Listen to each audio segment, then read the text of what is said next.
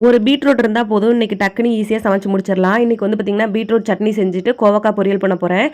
சட்னி வந்து காலையில தோசைக்கு சைட் டிஷ் ஆயிடும். மதியத்துக்கு பீட்ரூட் சாதம் செஞ்சுட்டு, சைட் டிஷ்க்கு வந்து பார்த்தீங்கன்னா, கோவக்கா பொரியல ஸ்கூலுக்கு குடுத்து விட்டுறலாம்.